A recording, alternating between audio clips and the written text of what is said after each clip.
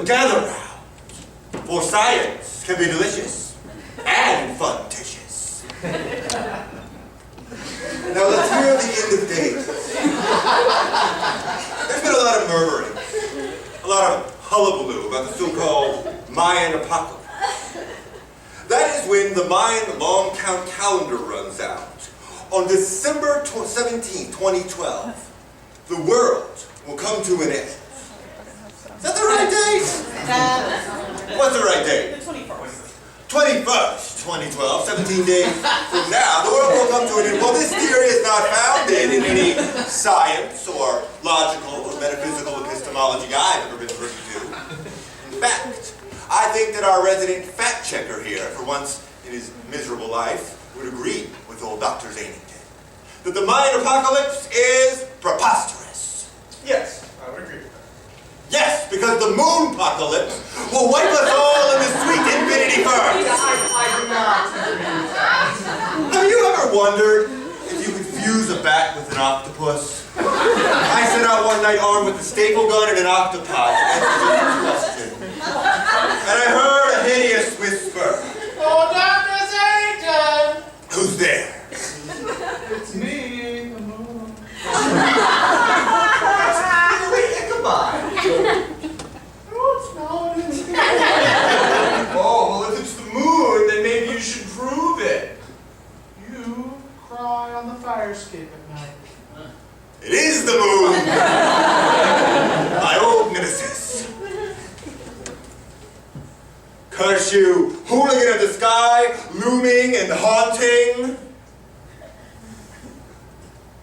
But this theory is true. Soon your loom will turn into boom. And I had to warn the world. So I was off to the laboratory. I cleared aside my failed aqua kitten experiment. Think, Dr. Zanington, think. I fired up the Googletron and input my calculations. Moon, evil jerk, Holocaust. And look what I found. This is a picture of the moon on April 20th. Has anyone here ever celebrated 420? Oh, you have, that's great. Yes, April 20th, 1889, in Austria, Hitler's birthday. On the birth of a man that would murder millions. The moon was just hanging about. September 11th, early dawn, 2001. Coincidence? That's what I thought, until I found. August 13th, 1938, the moon's perigee was closer than it's been in 1,400 years. This was also the day Leonardo DiCaprio went down.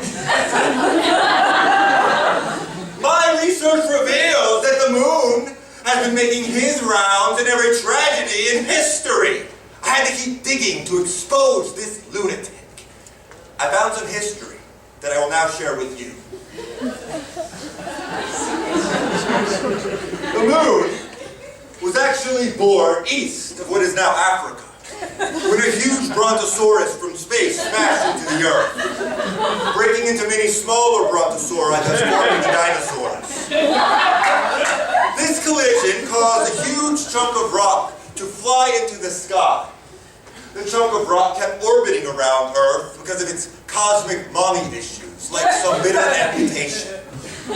Over time, the moon became smooth, as water washes over rock, lost in orbit, but not alone. For it is my findings that the moon has one friend, and he will do the moon a huge favor. His name is Akbar, and there is something interesting about Akbar. He has a rock-hard body of water ice and various hydrated minerals. His orbital inclination is 10.6 degrees. Oh yes, and he is a sadistic asteroid hell-bent on a collision course with the moon. He will careen into the moon at 250 miles per hour. The moon will break through the Earth's surface, causing fire, possibly raining down hot moon lava. Then he will cause tidal waves disguised of skyscrapers that will... Excuse me, Dr. Zanington. How much time do we have left? I would say we have about 2 minutes of stage time remaining. No, until the MOONPOCALYPSE. Jigglypuffs. I knew I forgot something. Luckily, I brought my quantum reticulator. It's quite simple, really. It transmogrifies orbital diameters. Let me input my calculations.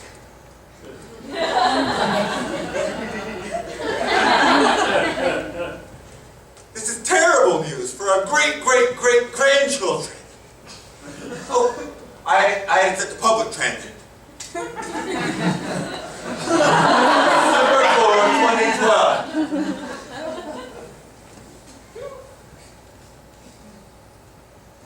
Why you gotta get all angry birds on us, Moon? How cruel is destiny to tingle my puppet strings. I just wanted to do a dance for you all tonight. On this wonderful night where together we give birth to this thing, this show about a book that deserves a second look.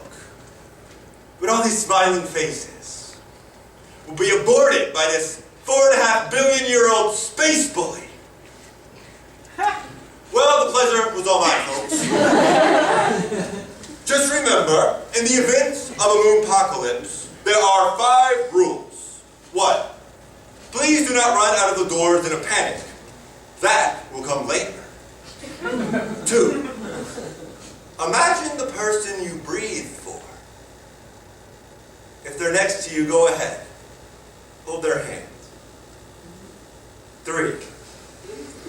Do not imagine them cowering in terror until it's up to space rock. 4. Instead, imagine your life magnified at this moment. 5. Imagine everything that we can do in the little time that we have left. Thank you, John.